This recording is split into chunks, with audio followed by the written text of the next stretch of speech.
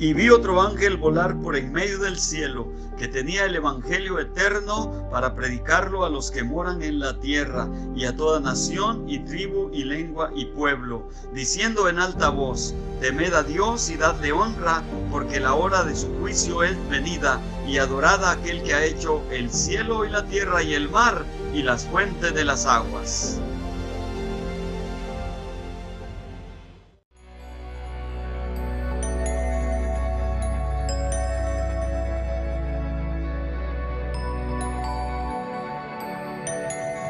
Gloria a Dios. Mis hermanos, una vez más vengo delante de la presencia del Señor y delante de ustedes una vez más dando gracias al Señor y continuando aquí en este pequeño programa, La Voz del Evangelio Eterno. Qué precioso es poder oír esas palabras que habla Juan allá en el capítulo 14, versículo 6. Y vi otro ángel volar delante en medio del cielo que tenía el Evangelio Eterno para predicarlo a los que moran en la tierra y a toda nación y tribu y lengua y pueblo, diciendo en alta voz: temed a Dios y dadle honra, porque la hora de su juicio es llegada. Y adorad a aquel que ha hecho el cielo y la tierra, el mar y las fuentes de las aguas. Qué tremendo, mis hermanos, el testimonio de la palabra del Señor. Hombres que Dios quiso levantar. Mencionaba de Pedro, Juan y Santiago, uno de ellos que es Juan el teólogo, Juan, aquel hombre que también sufrió la persecución y que fue llevado hacia la isla de Patmos, y ahí fue donde el Señor le dio grandes revelaciones, estando allá sufriendo solo. La isla de Patmos era una grande prisión, y allí en medio de todo eso, ahí estaba el apóstol Pablo, y ahí fue donde el Señor le reveló las grandes, pues sí, el testimonio de todo lo que iba a pasar y todo lo que está pasando. Y aquí encontramos el libro de Apocalipsis. Gloria al Señor, que hemos tenido buenos maestros y nos han ayudado para poder entender la buena palabra del Señor. En este día, Dios los bendiga. Me da mucho gusto estar delante de ustedes y poder traer estos mini predicaciones, esperando que Dios sea el que abra los corazones y que Dios sea el que ponga de su gracia para traer vida, para traer bendición a los hogares, que en este tiempo muchas personas estamos en casa y pues está un poco difícil, pero de todos modos damos gracias al Señor porque Él es el que sabe todo, Él es el que hace todo lo que hace, y Él es el que ha traído esta grande necesidad, mi hermano, para poder detener al ser humano y que el ser humano se prepare. ¿Se prepare para qué? Se prepare para su encuentro con Dios, se prepare para el día final. Esta es una grande llamada de atención. A todos el Señor nos ha tapado la boca. Se han cerrado restaurantes, se han cerrado iglesias, se han cerrado muchas cosas. Y sigue la situación bastante pesada. Ahorita hay más de 50 millones aquí en los Estados Unidos que están pidiendo desempleo por causa de que esto ha traído bastante necesidad en el mundo. Y pues que se diga de los países allá en Centroamérica, Sudamérica, hay otros países en donde también ha llegado fuertemente esta necesidad. Y pues traemos una buena palabra para poder compartirla con ustedes. Tenemos el testimonio vivo de los apóstoles, la palabra de Dios. Acuérdense, estos hombres fueron los que Dios llamó como apóstoles para poder, mis hermanos, traernos a nosotros la palabra de prevención de un engaño que iba a entrar. Y encontramos al apóstol Pablo diciendo de la apostasía que iba a entrar, que él decía ya cuando se despidió de los hermanos, les dijo: yo sé que después de mi partida entrarán en medio de vosotros lobos rapaces. Y es cierto, los apóstoles sabían. Pedro fue el que dijo, ¿verdad?, que antes de su muerte él se iba a asegurar de que los hermanos supieran bien estas cosas para no ser llevados por filosofías humanas. Bendito sea el Señor. Ya para estas fechas, hermanos, estamos hablando más de 2000 años, cerca de 2000 años, más de 2000 años. Estamos hablando del tiempo cuando vivieron nuestros hermanos los apóstoles. Pero Dios, que es grande en misericordia, nos ha dejado su palabra. Ahora la tenemos de esta manera tan maravillosa. con capítulos y versículos y libros todos bien formados de una forma muy especial. Antes eran rollos, todavía el pueblo de Israel, cuando hemos viajado para allá, hemos visto, ¿verdad?, qué tremendo los rollos que abren ellos. Fuimos a conocer los rollos del Mar Muerto, el libro de Isaías, hay un edificio muy precioso, ahí tienen el libro original de Isaías. Gloria al Señor. Entonces tenemos la palabra más profética, más permanente. Tenemos el libro. Y por medio de este libro encontramos nosotros hombres que Dios quiso llamar para su honra y su gloria. Uno de ellos fue el apóstol Pablo, el apóstol de los gentiles. En el capítulo 9 del libro de los Hechos encontramos la historia cómo Dios alcanzó a aquel varón, aquel hombre que era irreprensible, era celoso de la palabra del Señor, tanto que andaba él metiendo a los hermanos a la cárcel porque él era celoso de las escrituras. Él pensaba que nomás es para el pueblo de Israel, para los judíos. Pero resulta que Dios estaba abriendo la puerta para nosotros que no somos pueblo de Israel, para los gentiles. Entonces Dios lo llamó para que llevara este mensaje, sacara el mensaje de Israel, de Jerusalén, y lo sacara para otras ciudades. Aquí está la historia: los Filipos, los filipenses, los colosos, los colosenses, los tesalónicas, tesalonicenses, y así tenemos, ¿verdad?, que llevó el evangelio, se levantaron grupos en donde quiera, y empezó, pues la misma persecución los movió para que salieran de Jerusalén, y así, hermanos, siguió la palabra del Señor moviéndose hasta que llegó el siglo segundo, cuando los apóstoles ya no estaban. Sus discípulos siguieron predicando el evangelio, mi hermano, hasta que llegó el tercer siglo, en donde hubo una junta de obispos del imperio romano, mi hermano, en donde se juntaron para poder, hermanos, traer según la bendición más grande para la iglesia, porque eran perseguidos, eran destruidos, eran maltratados. Ahí está el capítulo 11 de Hebreos, en donde menciona hombres que fueron maltratados, unos fueron estirados, otros anduvieron de acá para allá, perdidos en los desiertos, en las montañas. ¿Por qué? Porque eran perseguidos por el imperio romano. Entonces, ¿qué pasó cuando vino, hermanos, el imperio? Formó un grupo, y la historia da razón, cómo fue que ellos empezaron a creer en Dios, acercarse a Dios. Entonces formaron ese grupo para poder hacer unas decisiones que tenían que hacer, y ahí fue donde la iglesia, hermanos, que era perseguida, ahora se volvió la iglesia de los templos, la iglesia de los lugares, la iglesia que ya no era perseguida. Entonces Roma les dio trabajo, les dio casas, les dio de todo a los hermanos, y los hermanos pensaron que esa era la bendición más grande que la iglesia había recibido, y así fue como entró lo que había sido prevenido por los apóstoles, que iba a venir la apostasía, iba a entrar el engaño, iba a entrar la falsedad, y desde aquel entonces, mi hermano, ha seguido la falsedad. En el siglo XV, estoy hablando del siglo tercero, siglo XV, 200 años después, mi hermano, este libro fue escondido, mi hermano. Se le llama el tiempo del oscurantismo. 1000 años estuvo escondido, del siglo XV al siglo del siglo V al XV. 1000 años estuvo escondido este libro. ¿Por qué? Porque Roma lo escondió. ¿Por qué? Porque pensaron que este libro no era para las masas, no era para que los hombres lo tuvieran.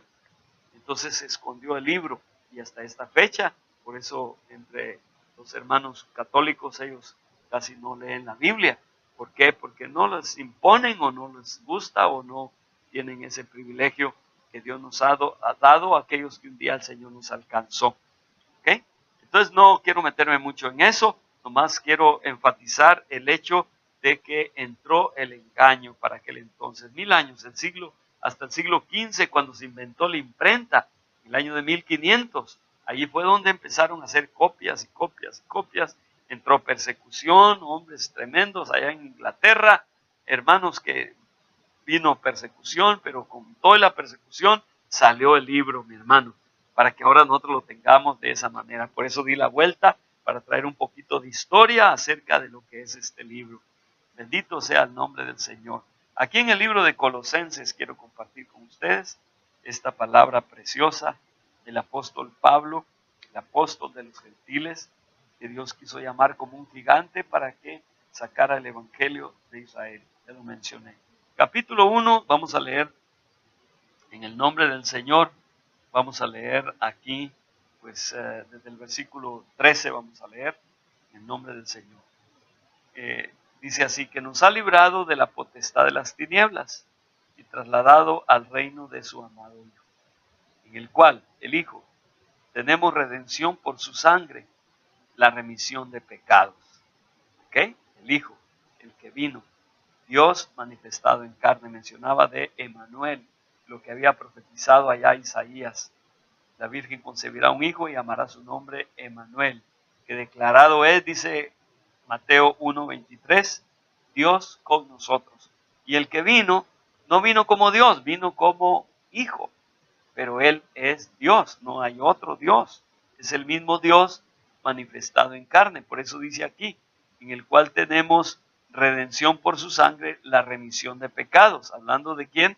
De su amado Hijo, el cual, el Hijo, es la imagen del Dios invisible, la imagen. Lo que se mira de Dios es el Hijo, el cual, no dice los cuales, si fuera padre e hijo, si fueran dos, ¿verdad? Pero dice el cual es la imagen del Dios invisible, el primogénito de toda criatura. Ahora, ¿por qué dice el primogénito de toda criatura? Encontramos nosotros la palabra de Dios que Él fue antes del Señor criar al ser humano, el Señor lo primero que crió fue su cuerpo visible. En el libro de Apocalipsis encontramos aquí en el capítulo 13, perdón, en el libro de Apocalipsis capítulo 3, 14. Apocalipsis 3, 14. Bendito sea el Señor. Gracias a Dios. Dice así el 3:14, hablándole a la iglesia en la Odisea, le dice, y escribe al ángel de la iglesia en la Odisea. He aquí dice el amén, el testigo fiel y verdadero. Eso no lo, o sea, lo que quiero comentar es lo que sigue. Dice, el principio de la creación de Dios. Dice el amén, el testigo fiel y verdadero, que viene siendo el mismo Dios. ¿Ok? Que dice aquí, el principio de la creación de Dios. Y aquí dice, el primogénito de toda criatura, que viene siendo la misma cosa. Gloria a Dios, porque dice el primogénito de toda criatura, porque Él es antes de todas las cosas, antes de que todas las cosas subsistieran. Lo primero que Él hizo antes de hacer el hombre fue su imagen visible. ¿Por qué? Porque cuando Dios hizo a Adán y Dios lo despertó, de seguro, aunque no esté escrito, y puede ser algo que alguien no alcanza a mirar, pero por eso lo estoy diciendo, algo místico, ¿verdad? Entonces, Adán cuando despertó, de seguro que miró a su padre, de seguro que miró a Dios, bendito sea el nombre del Señor. Entonces, por eso dice aquí que es el primogénito de toda criatura. ¿Quién? Él, la imagen del Dios invisible. ¿Quién es la imagen? Aquel que nos redimió con su sangre preciosa. Para poder redimirnos con su sangre preciosa, tuvo que venir aquí en carne y habitar en medio de los seres humanos. Versículo 14, en el cual tenemos redención por su sangre, la remisión de pecados. ¿Por qué? Porque nosotros no nos podíamos salvar solos. Nacimos muertos espiritualmente. Nacimos en pecado, me concibió mi madre, dice el rey David. ¿Ok? Entonces nosotros necesitábamos la redención. Yo tenía 20 años y yo sentía que yo necesitaba algo y no sabía qué era lo que necesitaba, y por eso andaba con mis amigos haciendo maldades y haciendo cosas que no debía. Y me sentía solo, me sentía miserable, me sentía mal porque yo necesitaba algo que no sabía qué era, y aún me vine para este país, los Estados Unidos, para que pues aquí vivir mejor, pero resulta que me di cuenta de que nada llena, porque todo es vano, todo es vanidad.